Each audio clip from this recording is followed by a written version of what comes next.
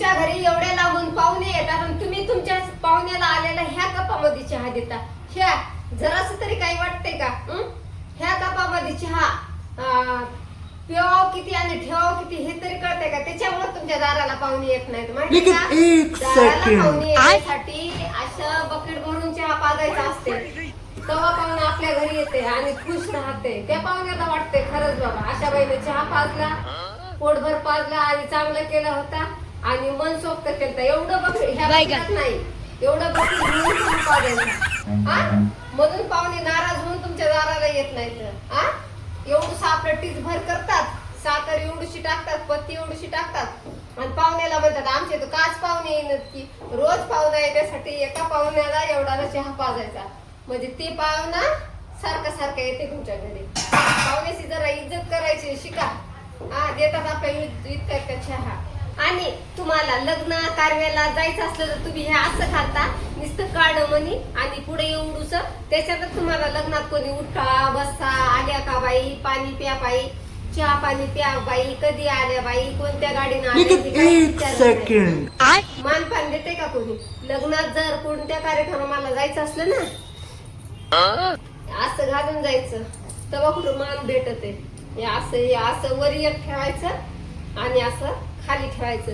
मग बघा बरं बाया कशा चौकशी करतात, कधी आली बाई, तुझे केवढ्याचं आहे, सोन्याचं आहे, लय चांगलं आहे, चहा घेतीस का? तू जेवून गेल्याशिवाय जायचंच नाहीस बघ. उपाशी गेलीस तर मी तुला कॉल पण करणार नाही.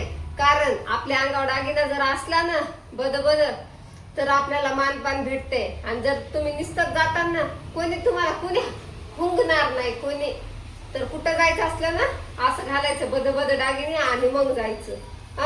तुम्हाला वाटेल तुला अजून बघा कसं दिसते, सुंदर दिसते का नाही? आणि इतक्या कसं दिसत होतं, त्याच्यामुळे कधी पण असं जायचं. असं तुम्हाला कुठं कार्यक्रमात जायचं असले की तुम्ही असे झुंबर घालता आपले 150 रुपयाचे आणि त्यालाच नटता. आणि तुम्हाला वाटतं मी लग्न कार्यामध्ये अशी झुंबर घालून गेले चांगली दिसते.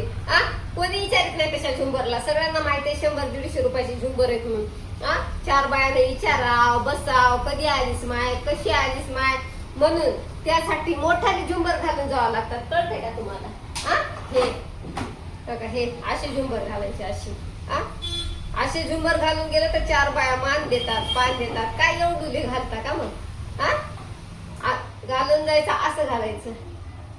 तुमच्याकडे नसले तर माझ्याकडनं घेऊन जा. पण ह्या पिना नाही का अशा खोसायच्या नाही मधामध्ये आणि असं पिना खोसून हातात घेतात तर अवघड होईल. तर अशी झुंबर घालत जाईल. असे बघा बरं किती छान दिसतात.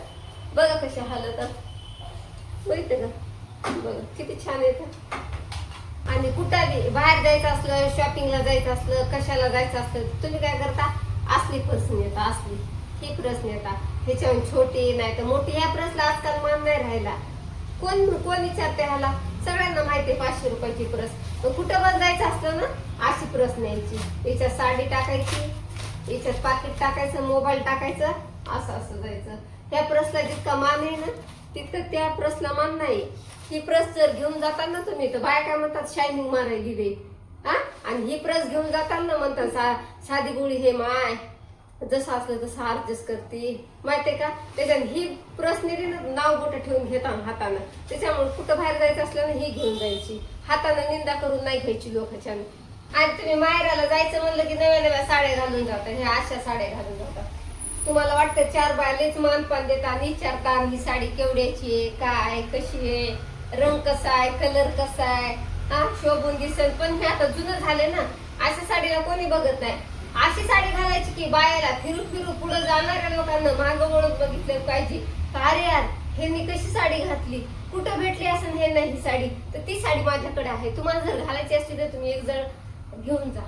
तर बाहेर जाताना अशी साडी घालायची असली, तुम्ही हे असं फरकूट घालता, घडात दिसते 4 माणसामध्ये, जरा गोपत नाही. हे बघा बरं ही साडी घालायची अशी, तर 4 लोक फिरून बघितली पाहिजे. लग्न कार्यात मस्त वाटते बघा. हे डिझाईन बघा, ह्याचं कॉम्बिनेशन बघा, एकदम कॉटन आहे बघा मस्त. आणि हे बघा नक्षी कशी आहे चौकाम, हे बघा कशी आहे, बॉर्डर कशी आहे. आणि हे काय बाळात घातल्यावानी असली साडी नका घालून जाऊ. आणि माझ्याकडे येताना तर अशी साडी घेऊन येऊच नका. अशी साडी घालून येत जा. निघतात तसे तोंड घेऊन. आणि तुम्हाला बाहेर जायचं असलं फिरायला की तुम्ही अशा बॉटल मध्ये पाणी नेता का नाही तेवढं सांगा मला. कमेंट मध्ये तेवढं सांगा. अशा बॉटल मध्ये पाणी नेता. काय धड आहे ही बॉटल? हा, एक तर पुरत बी नाही, काही नाही. हा, आणि काय इथून तर गळत आहे बी. झाकणात पाणी टाकलं तर गळत आहे बी. आपलं सांग बी जाते. कुठं बाहेर जाताना अशा बाटल्या वापरायच्या असतात बघा. अशा इकडे बघा. आता हे रिकाम्या झाल्याने बाटल्या पाणी घेऊन जात असते तर मला त्या बाटल्या अशा बाटल्या वापरायच्या असतात पाण्याला. तर तुम्ही कशा वापरता काय माय? आणि तुमचे 30 आणि 35 वयातच हाडं काऊन काशीला चाललेत माहितीये का? सुकलेल्या भोपळ्या दिसायला. तुम्ही असं प्लेट मध्ये घेता ना, असं खाताना अशाने तुम्ही वाळून बसायला. अगं तुमच्या अंगावर तुमच्या मासाचा पत्ता आहे का? खायचं असलं ना 5-6 भाकरी चुरायच्या, मोठी परात घ्यायची, कालवण टाकायचं ना, असं फर फर खायचं. तेव्हा माणूस असं भोपळेवाणी होते. हा, चांगलं सांगते मी. हा, तर खातात त्या पिझ्झा याच्यामध्ये. याच्यात खाल्लं जरा पोटभर वाटते. याच्यामध्ये काय पोट भरते? मला तर भरतच नाही पोट. मला हे इच्छित लागते खायला.